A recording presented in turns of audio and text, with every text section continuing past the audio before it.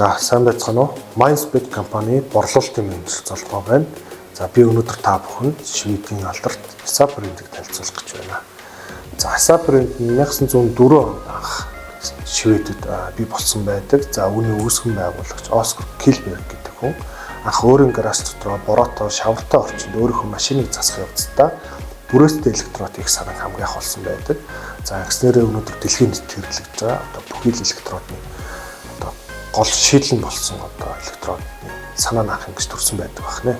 За SAP-ын дотроо 23 охин компанитай бөгөөд за үүний дотор дэлхийн гагнуурын топ 10 брендийн одоо дөрвөн болох SAP, за тэгээд түүний охин компани болох Seaworld, Twico, Victor гэсэн брэндүүд ордог байна. За SAP нь гагнуурын аппарат, электрод, за мөн түүний туслах хэрэглэгдэхүүнүүд одоо үйлдвэрлэдэг. За ер нь бол гагнуурын хөгжилд SAP-ыг одоо гагнуурын хөгжлийн түүхийг нэг хэсэг биш. За тухайн түүхийг нь одоо цуг зохиолж бичиж явдаг гэж үздэг байна. За үүний жишээ нь юу гэхээр түрүүн хэлсэнчлэн бүрээстэй электродыг хамгаах зохион бүтээсэн. За үүний дараагаар одоо гавжин гарыг зах зээл нэвтрүүлсэн.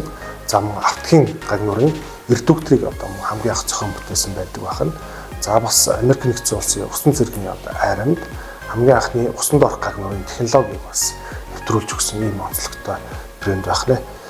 Mindspace компани 2020 оноос хойш за SAP брендийн Монголд албан ёсны дистрибьютороор ажиллаж эхэлж байгаа. За тэгэхээр үүнээс хойш одоо Монголд SAP-ийн хэрэглэгч нар маань одоо Монголоос шууд SAP брендийг худалдан авах боломжтой болсон байдаг.